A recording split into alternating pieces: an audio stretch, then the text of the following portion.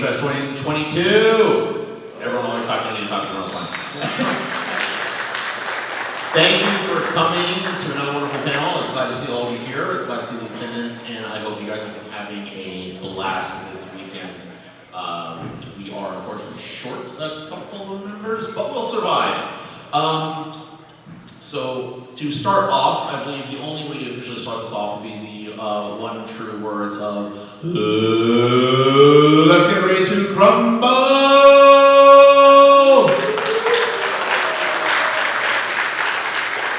Now, as we get started, I want to start by making you all mad at me, so you'll like these guys a lot more than me, because I will admit I actually didn't see Godzilla vs. Kong until Tuesday of this last week. So that's on me. So I didn't see it all the way through, but I saw all the important parts on YouTube. But don't worry, you're not here to listen to me talk and blabber about this entire wonderful thing. You're here to listen to these wonderful people talk and gush over the film all 50 minutes. And with that, I am your wonderful moderator, Danny Roth. You know who I am, hopefully by now. If not, that's okay. You don't care about me. I would let it go to these wonderful individuals to introduce themselves, and let's get cracking. All right. Hello, everyone. My name is Nick Crispino. Some of you may know me on Instagram at Kaiju Junkie. I'm really excited to do this. I'm Scrooge, and you pretty much know me as the guy with the hair, and that's all you really need to know. Hello everyone, my name is Billy DeVos. I help out Paul Gavins in the Dojo Studios room at GFest. They're coming a lot of time. And I am also the director of the fan film Godzilla Battle Royale, if you've seen it. So I'd like to start us off here with a question to our wonderful panelists. Same way we start off every Godzilla movie discussion, I think is rather important. What are your guys' feelings, first impressions, and experiences watching what at the time was told to be we got an emergency special guest here.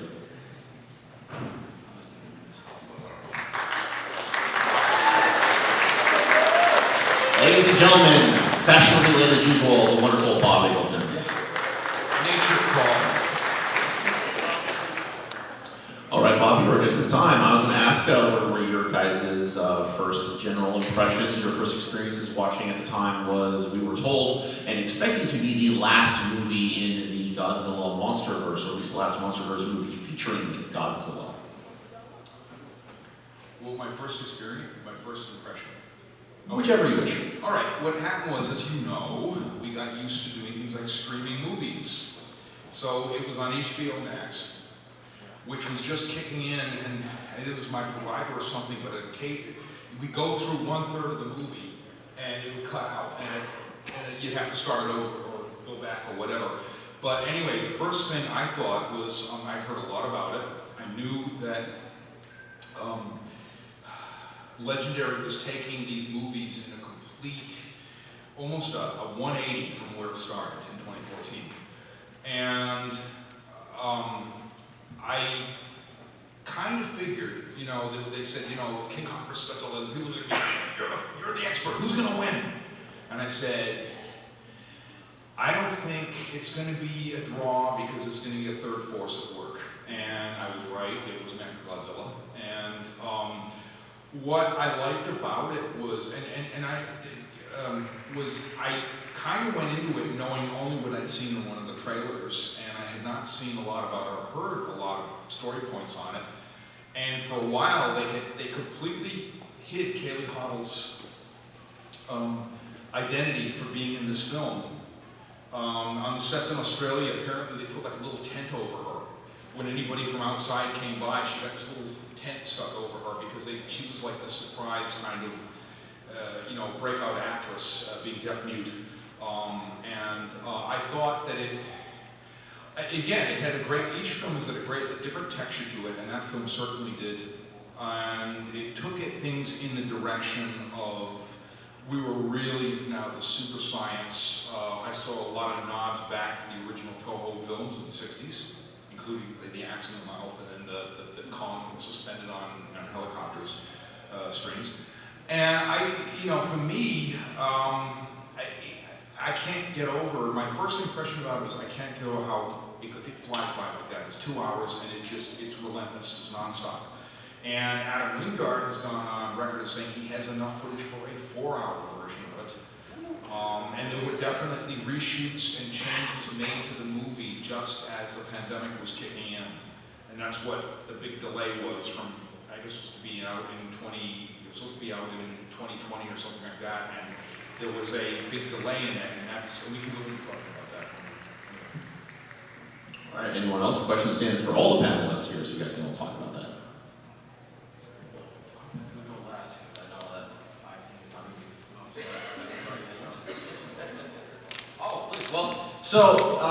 Given the fact that there was a 4-hour version of the film, that'd be the greatest 4-hour nap I've ever taken in my life. See, in my opinion, while I got to enjoy the film at the drive-in where I live with my nephew, which was a very nice experience, I thought that the film was a complete mistake by Legendary to continue this trend of giving us half of what we need, which is big shiny monsters punching each other with extremely boring characters, underwritten scripts, and just a plot that is non-existent.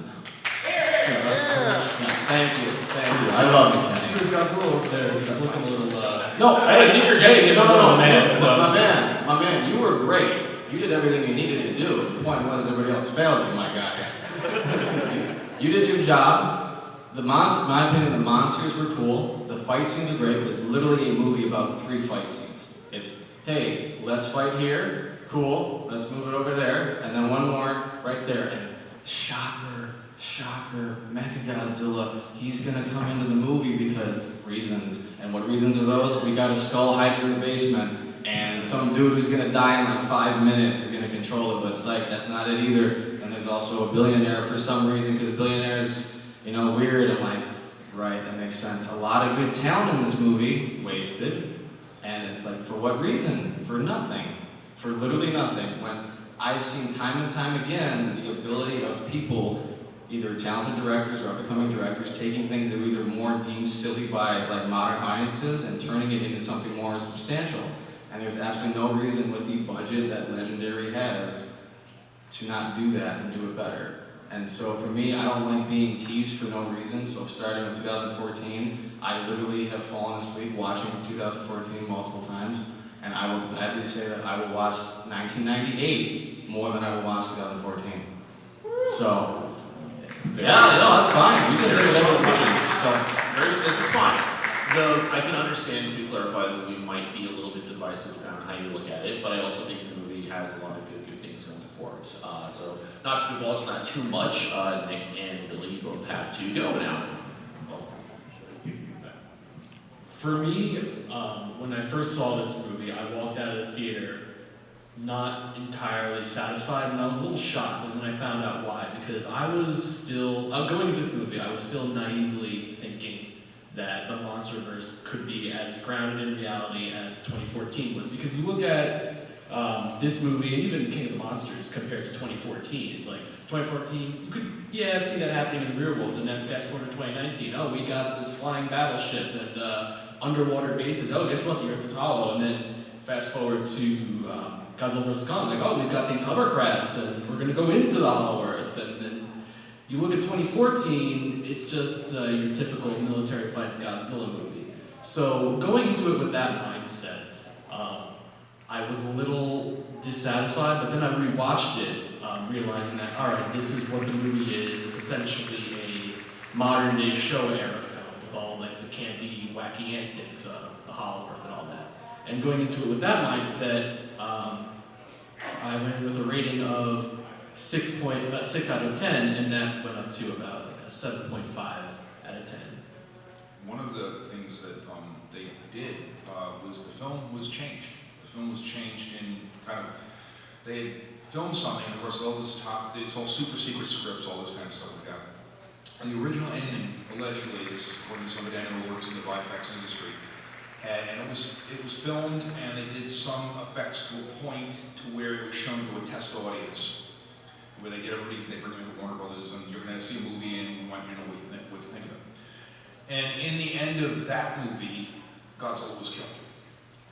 And it was drained away the Mechagodzilla was draining away his radiation, his power, and essentially somehow there was another plot point that King Kong comes into it, and King Kong defeats Mechagodzilla, and then this and this happens, and it was a quite different ending, and when they screened it, okay, with the ending, and a lot of times when you see these screen films, it's not finished, it'll say effects here, or they'll put a placeholder in of something that's like an animatic, they call it an animatic, or even a storyboard, they'll put in like, this is what's gonna happen here.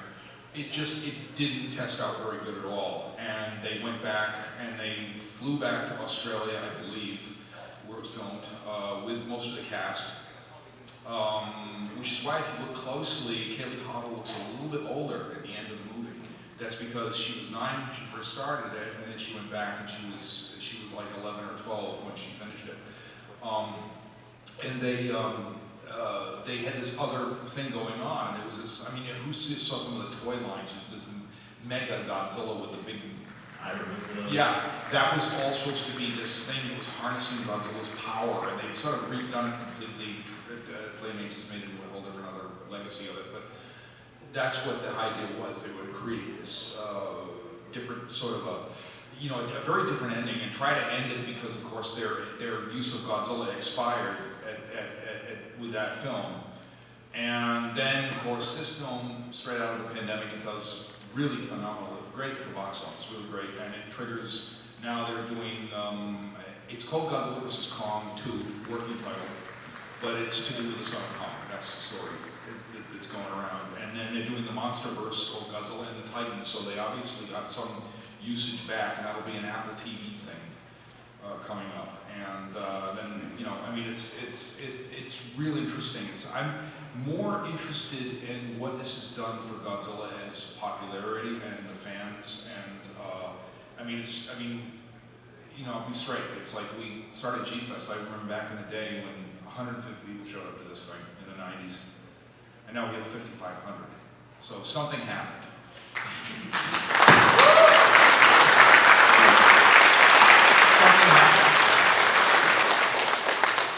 So, when I started becoming a Godzilla fan, my very first film was King Kong vs. Godzilla. So this film was definitely a given for me to go see. And it was also a given for me to really take it all in.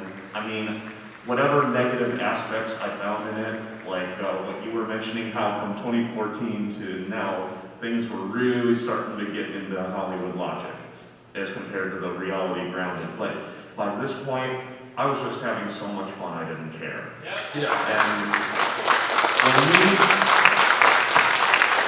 And here's the funny thing, like I'm also a pro wrestling fan. How many pro wrestling fans have we got out there?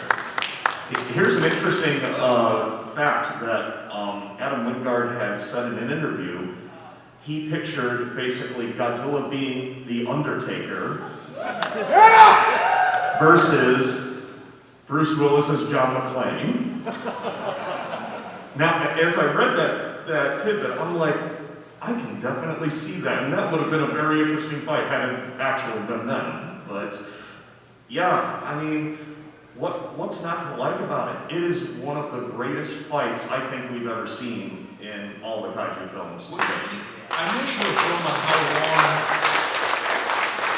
if I could sit through it and all of a sudden, or even be doing something else, like housework or doing something, and all of a sudden I come in, it's almost over, like that, you know, and you're thinking like, that's how fast that went. I mean, I've seen films where it's like letting paint dry, you know what I mean? But it's like, in fact, I've let paint dry when I work, but I'm, you know, when I go watch a movie. So then, from what I've heard is that the fight scenes are amazing, which they are. So, but everything else feels like paint drying. And all the good things that you mentioned were all related to the monster fights, which are fantastic. So the point is why can't they also put that same time, energy, and effort into the rest of the filmmaking process? Because I'm not surprised that the young lady who played the death girl aged in between filming, because I aged by the time the movie was over, having to deal with another pseudoscience sequence of someone blabbing about some nonsense because reasons, the script says reasons and logic, and oh, now we gotta be over here. I completely love the colors, the choreography, and the fights, and the designs and everything. But that's not good enough because you know what I could do? I can go on YouTube or I can go and watch just the fight and be like, yo, that was great, and then be done with it. The reason why we like these films is because they're rewatchable, and we love these because we've watched them since we were kids. I will go and see Mechagodzilla again after like the 100th time, but I am more than happy with not watching Kong versus Godzilla except for the fights like ever again because it bores the absolute heck out of me. Well, I'd actually give it to Godzilla versus Mechagodzilla for doing those just because I thought, this is off the track, Terra Mechagodzilla, I liked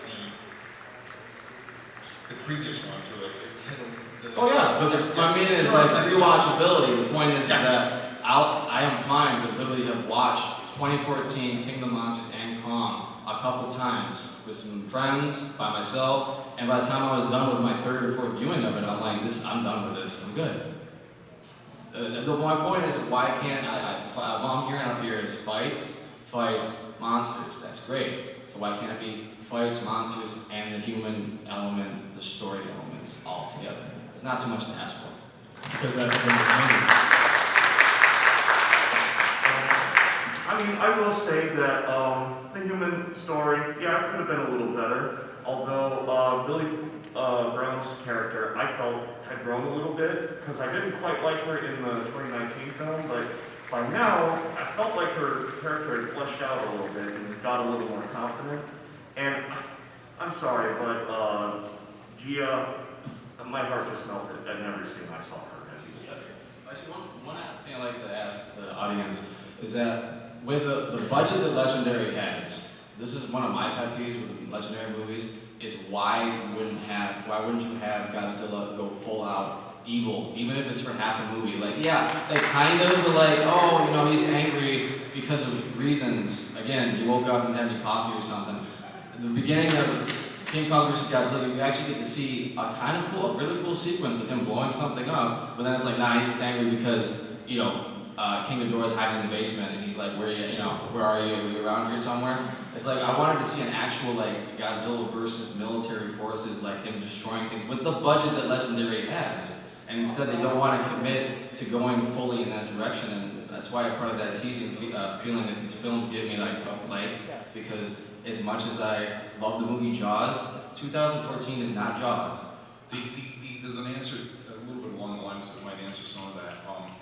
When they were conceiving the original 2014 film, it started in like 2011 when they started to think about who's going to direct it, who's going to write it, who's going to, they went around everywhere.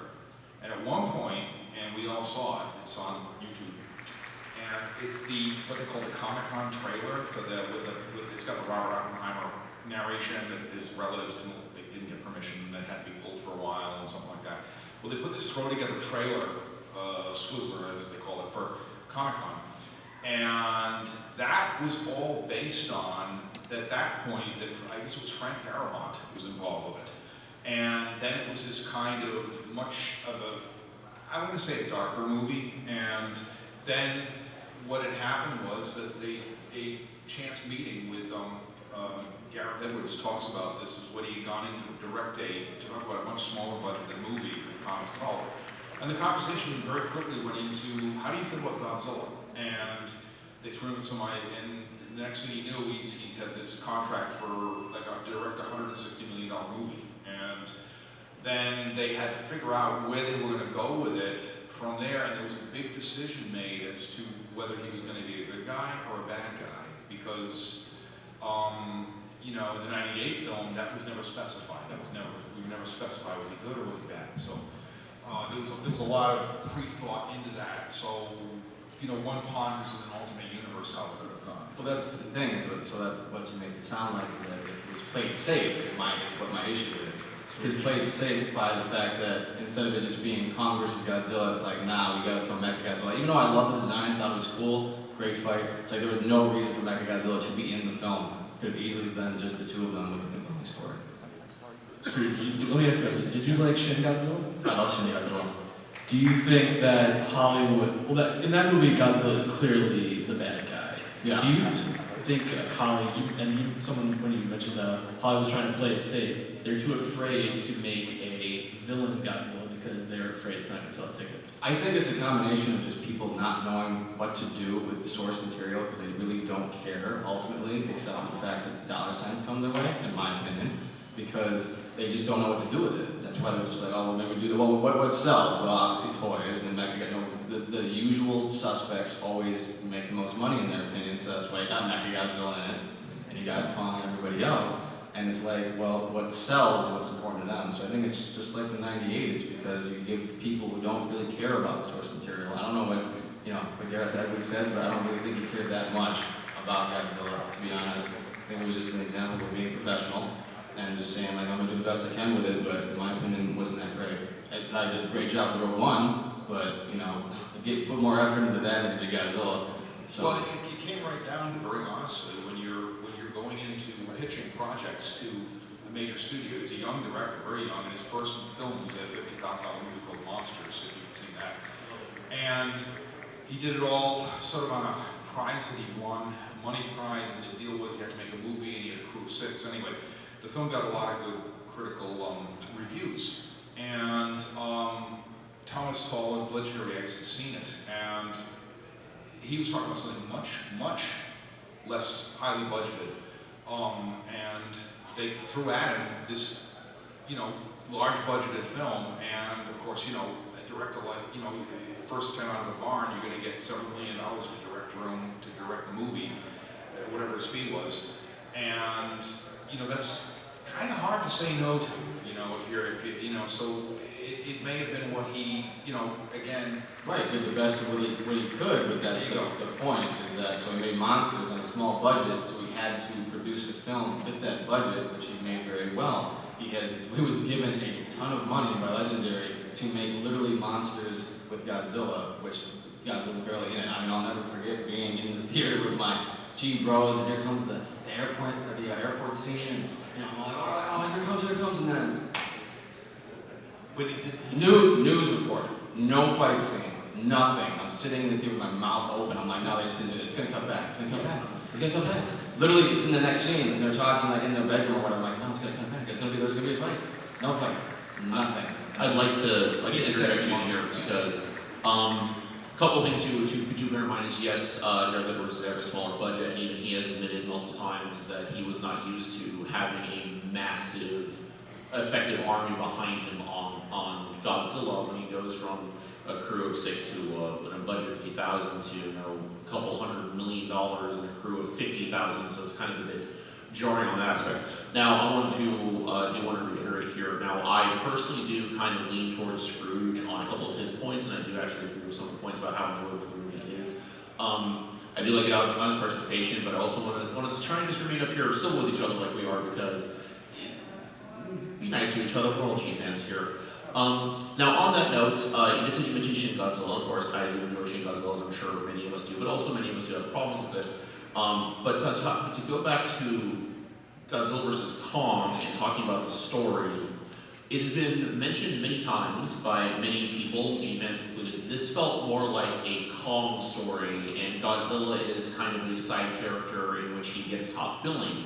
How do you feel about that, if that's accurate, if you feel that's something as a follow-up to that, with the announcement, of course, of Godzilla vs. Kong 2, aptly named, I guess, do you want that to be more of a Godzilla-centric film? Do you want them to kind of have equal screen time, equal stuff? What are some of your expectations for that as far as where we go with the characters? I think we kind of agree. We can probably predict Scrooge's answer there, but I would like to hear everyone's takes on that for that. So go right ahead, everyone.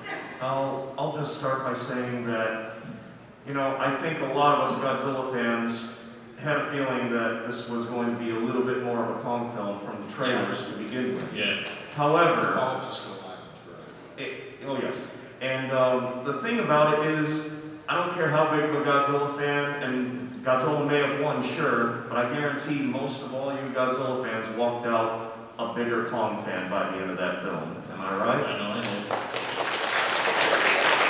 Well, in the beginning when I saw Kong doing his normal routine, waking up, going and scratch his butt cheek, It's funny. The It's a comedic guy relief. thing. Yeah. As far as the upcoming film, I agree with Bob Eggleton. I hope it's more a story about Son of Kong or basing it more on Kong because it's about time for him to shine a little bit more. Well, they've got Kong. The deal is this: is that Godzilla will cost them a lot more in royalties. I mean, it's going to be a whole new deal with Toho. Kong is kind of their thing, and the way I saw the movie was that Godzilla won the battle, but Kong won the movie. And everybody said, "Hey, who won? Like, who won? I said, like, well, go see it. Like that is what I said. You know, it's not what you think, but it's everything what you think. You know, it's something. I felt that there's a number of things were going on, but I think that it was. I definitely think it was absolutely Kong's film. Just the fact that they show it started off with Kong, and then they show the nuances of his boring life in a biodome, and it definitely set that up in Skull Island at the very end. At end tag, where you hear Godzilla roar at the end, and you see all the pictographs and the hieroglyphics that have Godzilla's cave paintings that have Godzilla in them and stuff like that. I think they definitely set it up, and it's much more of a sequel to that than it was even King of the Monsters, which that's its own thing. Yeah, I agree. This is definitely more of a Kong film, and like you said, we got that from the trailer. And I think they did that sort of like even out. There's only 4 films in the MonsterVerse so far. So Godzilla had one, then Kong had one, Godzilla had another, and they wanted to give this one a little. Let's make it both of their films, but it's a really kind of Kong's film. I would say it's more Kong's film because, I mean, given the fact that he gets slapped around like a little child for the entire film, he's going to get at least a little more attention drawn on him because that way it makes him feel better. But by the end, Godzilla and Kong, they respect each other because reasons, they look at each other. So that means that I think the next film should be a buddy cop comedy where Godzilla and Kong get together and they solve crimes around Monster Island, the very city. Because now they respect each other. I love you, man. I love you too. Should they have different points of view? Like Godzilla, this is not how we do things on Skull Island. Yeah, it's how we do things on Monster Island. All of a sudden, Kong's gonna have his facial hair shaved like a really thick mustache, and then Godzilla's gonna have a tie, and they're both gonna be buddy cop. That's right. It's gonna be lethal claws. So the real answer, of course, for me is it just needs to be more well-rounded for everybody. For Kong, for Godzilla, and for the characters involved. I think it should be a full-on trifecta, tripod of everybody gets equal. It shouldn't be for more than one than the other, because ultimately we pour more into one thing, and the other thing gets less. So that's why in the movie it does feel like Godzilla is just an angry drunk who's running around, breaking stuff because he's angry that someo's in his basement trying to ruin his party. So it's like, it's not getting enough time, so equally give it to everybody, and like I said, including the human characters. A note on Shin Godzilla was brought up earlier. Shin Godzilla is like an entirely different concept of Godzilla. He's the bad guy in it, absolutely. And they really took it and turned it around this metamorphosizing creature that is now followed up. It's kind of like Godzilla's singular point, the animation you see. Same thing. It's this metamorphosizing creature. And the film, and I was warned about this early on, I was very curious to see it. I really wanted to see it.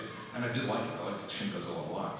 But they said, go into it, you've got to really have a Japanese mindset to go into it because it's literally almost a Doctor Strange-Lovian pastiche on the Japanese political system. And that's what a lot of Shin Godzilla was about. I know Japanese friends, they found the film very funny. They found it funny in this ironic, almost black comedy way, you know what I mean? Like if you've seen Doctor Strangelove, it's the same thing. They find it funny in this way that this is how their politicians behave, this is how their thing behave, and you've got this massive, unidentified force of nature coming in, and maybe that's what Godzilla is more about, their reaction to Godzilla, and that's probably that's why it suits the story, and why it was something refreshing because we haven't gotten something like that in a long time, or the way they did it was very impressive. And why this reflects to me the effort they put into the story reflects that there is no story because there was no effort put into it for Kong versus Godzilla. You mentioned the story. For the next Godzilla vs. Kong, I do wish, like one of my wishes is that they don't completely, seemingly rush the story, because one of the biggest problems I had was in the beginning they were making such a big deal of like about getting into Hollywood, like, oh no, it's impossible, oh we have these special ships, meanwhile half through Godzilla just blasts right through it, like, oh we can go right up there, alright, cool. Like, it's so easy. Reasons. I know reasons, but like... You just blast a hole in the ground, my guy, and then you're there. I mean, you ever been to China? It's pretty easy. You just dig a hole, and then you're there. I mean, What? it's just simple. How come they have to go through like this like portal in the beginning, but Godzilla, like, did Godzilla blast a hole through a portal in China? Yeah, there was like no start gate effect going back up. I have one addition to that as I'm trying to keep my input. I think there is a YouTuber I watch called Webcomic Relief who actually follows your train of thought there, Scrooge. If you could do that, then what was the point of all the drama beforehand? Right. If literally the solution was to just burn a hole in the middle of Earth, and then they could have just done that themselves, because the U.S. loves burning things, so why not we just get to it? Also, why was like the belief in Hollow Earth such like a far concept in Godzilla? Because didn't they prove it was hollow in King of the Monsters? Like Godzilla's lair was in the Hollow Earth, right? Like how come they didn't just go that way? Like unless I'm missing something. Because it's reasons, remember, It reasons. is reasons. But let's also bear in mind that in Godzilla vs. King of the Monsters, it said that the Hollow Earth had more like tunnels that basically were fast speed jet streams from one ocean to another, multiple oceans to another, that actually didn't go into the Hollow Earth in that one. So that's probably what they were, at least that's my takeaway from it. And so yeah, there are a lot of things to nitpick about this film, especially in the story, I will agree. And whether or not it's a fun ride. I'll lean with Bob here and say that I enjoyed watching it. I didn't fall asleep during it like I did during King Kong vs. Godzilla, which I saw before it the same night. So that's one of the reasons. But as far as the movie experience and going forward, we all have some pretty good expectations of what we want. But I think we also should temper our expectations with what is probably going to be doable via the wonderful world that is corporate, copyright, legal issues. Which may be why part of the reason we don't get a full evil Godzilla, because I've heard rumors of some certain restrictions on Godzilla's usage and whether or not you can use the terms nuclear energy with them. I don't know if those rumors are true though. That does depend upon the context of where he's at, I think. However, I know Billy has some interesting factoids for us. He made a list and checked it twice, and I read over the list. I don't remember half of it. But I think Billy has some interesting factoids we can kind of bring up and discuss, which would be, I think, a fun segue so we don't get off. So I want to make sure we don't kind of start jumping each other, so we start reenacting the movie up here. Well, I'll try to fly through some of this, and if you guys want to elaborate, just cut me off here. Obviously directed by Adam Wingard, who had also made The Guest and Death Note. We had 6 executive producers here: Jay Ashenfelter, Herbert Gaines, Dan Lin, Roy Lee, Kenji Okahira, and posthumous Yoshimi Mitsubano, actually. That's what it said there. Bono's connection to those movies when he gets listed as a producer or executive producer was the fact that he had the rights to make the, remember there was an aborted Godzilla in 3D? That was going to be Godzilla 3D Godzilla to the an max. IMAX thing. It could be an IMAX thing. It was going to be a follow-up to the Smog Monster. And it just didn't happen. It never saw fruition. But because of that, he had this sort of a grandfather contract that allowed him to be anything in the U.S. to do with Godzilla. So he got his name on it, and at one point, when he was alive, he was a sort of liaison between Toho and them. And what the irony about that all is that back in 1971, when he made Godzilla as the Smog Monster, Tomiyuki Tanaka said, "You're never going to work in the studio ever again." And there are years later, in 2012, 2014, whatever, he became the liaison to Toho from Legendary and all that. And that's his role. That was his role as producer. I guess Bono kind of got the last laugh. Oh yeah. It's actually kind of a joke in Japan. They just think the guy that got fired from Toho, Those years ago, comes back and now he's the liaison with a big production. As I'm looking through these factoids, it's a reminder of the reason why I feel the way about this film. When you're talking about the cast that includes Alexander Skarsgård, Millie Bobby Brown, Rebecca Hall, Kyle Chandler, all good actors, which when given other material do very well. It's why the part I feel how I do about this, because they're all in very capable other hands that do just fine. And this, they literally just have to read a script and say it. And for me, that's a total travesty. And including that, and Mr. Terry Rosso, co-writer of the unproduced script for Godzilla 98, headed the writing team of this movie, which they're under Wingard's intention to develop a story outcome that would allow a definite winner between Godzilla and Kong, with the winner still coming out strong and both entities earning each other's respect. Buddy cop film, like I said. That's literally what I was talking about. Like I said, the reason it's so predictable is what bothers me. But like I said, a talented group of people, yet they weren't utilized properly. Kyle Chandler was definitely wasting that. One of the things I loved Kyle Chandler, especially Peter Jackson, King Kong, as the prima donna actor. I love that role. In this movie, there was some stunning scenes. The whole Hollow Earth thing, that was largely taken from Edgar Rice Burroughs' Pellucidar. And if you're familiar with that, it goes back to the 1912 when he wrote it. Sorry, 1912. And for me, it was stunning. Some of the visuals of the inside of the Earth, that was just absolutely jaw-dropping. And it was sort of all of the critics, even the ones who didn't like it, were noting that these visuals were really quite something else to see is in there. So that's just an artistic thing for me, but the Hollow Earth we've been there before. It's at the Earth's core and things of that nature. You guys mentioned that we all walked out as a severe Kong fan. Well, I walked out of this movie low-key hoping that the Earth is actually hollow, because that'd be really cool. That'd be fun. As a geologist, I can tell you numerous ways that's a bad idea. I don't care, it looks cool. One thing we should mention about is probably the budget and money paid. The budget was reported around $160 million, or between $155 and $200 million. Marketing was estimated at $70 million from Forbes. Legendary financed $120, and Warner Brothers about $40 million. And at the time, this was Warner Brothers' biggest trailer debut, garnering 25.6 million views in 24 hours on YouTube.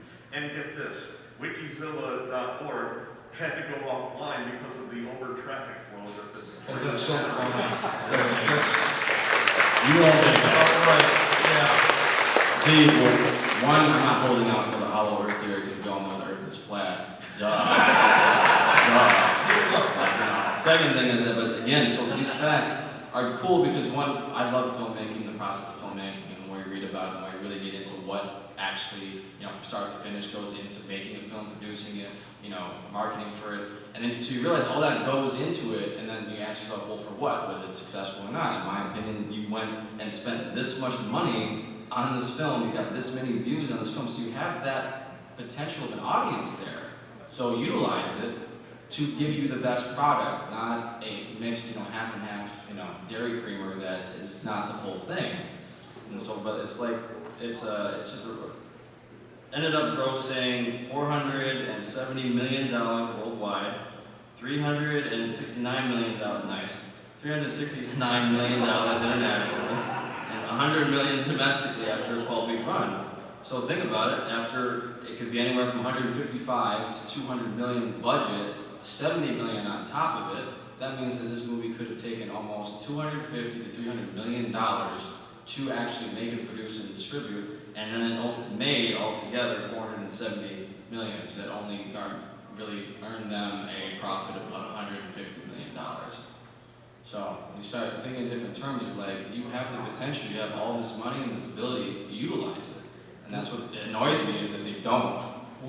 They never do. One of the Never do things it. that is stated about when you talk about Godzilla 98,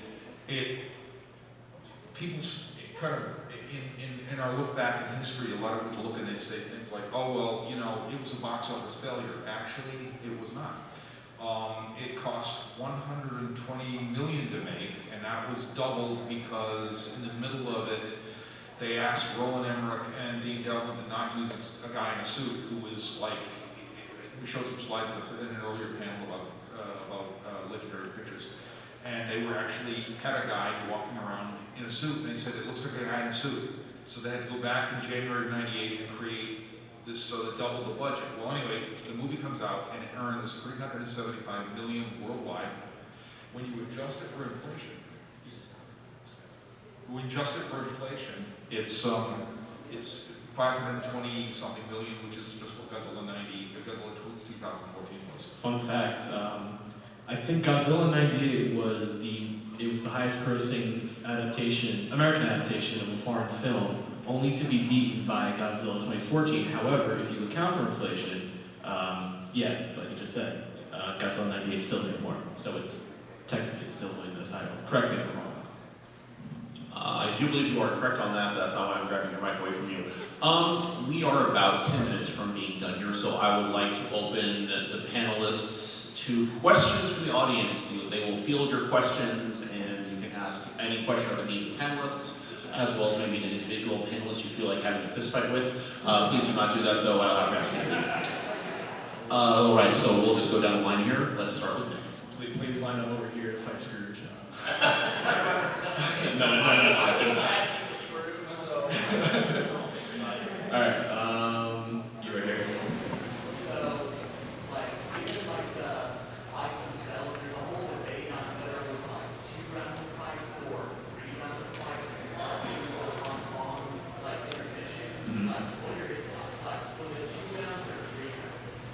I think a good middle ground, it was like more 2.5 rounds, because the only reason why we consider it round 2 is because Adam Wingard's character says, looks like round 2 goes to Kong. So, I mean, personally, I would say 3 rounds, but I think if we're going to disagree, maybe 2.5.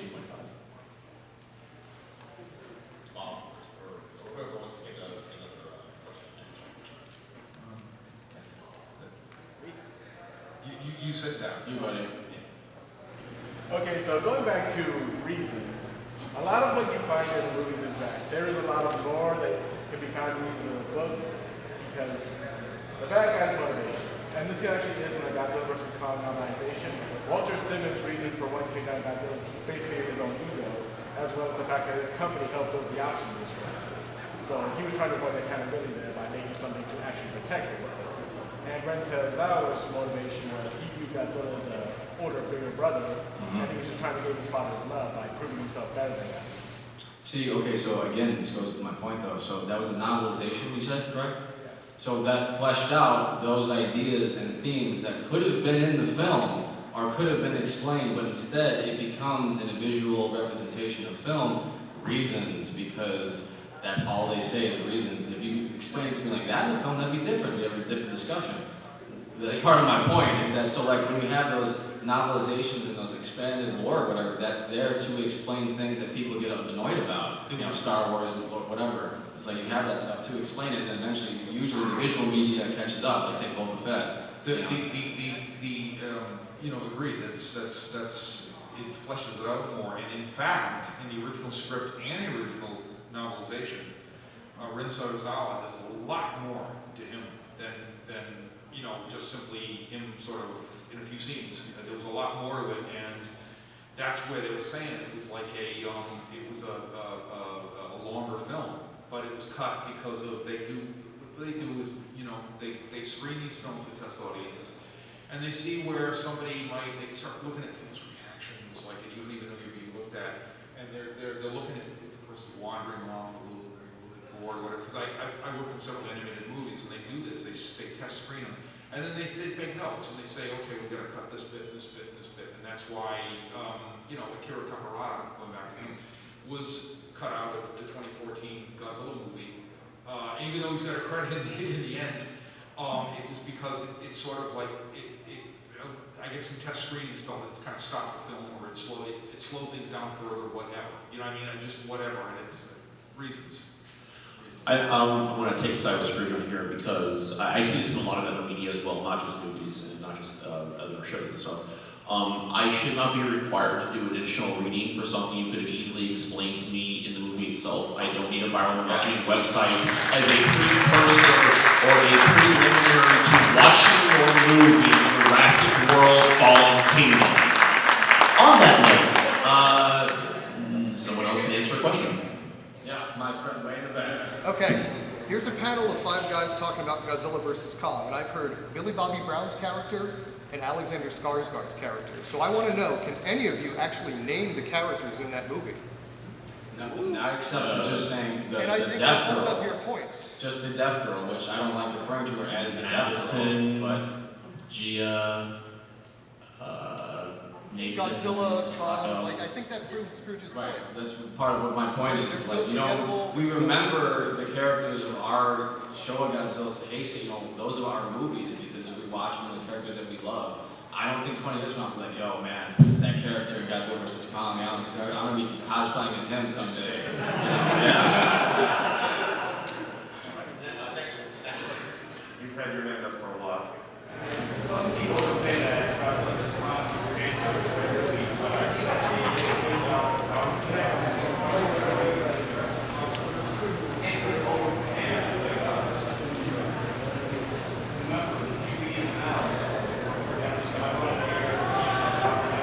I have to agree with you on this one because, I mean, we can critique the film all we want. There's nothing against criticism because, you know, I deal with a lot of criticism with my fan film.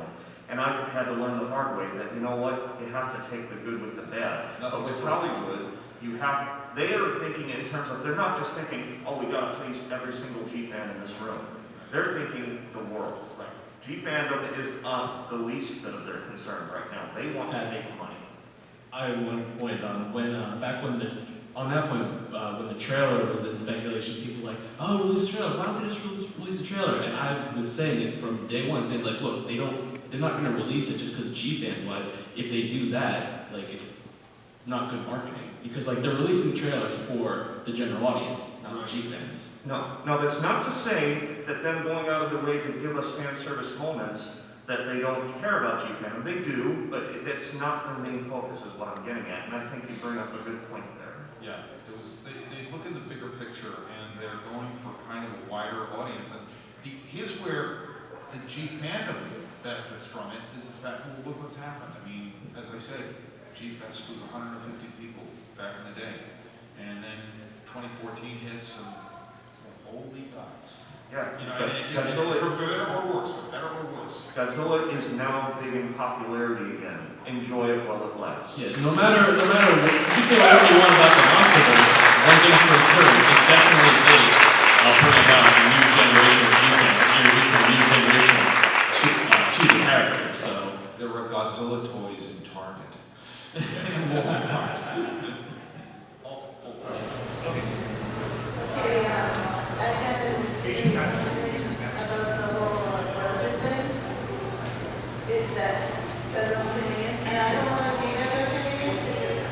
no, I'm not.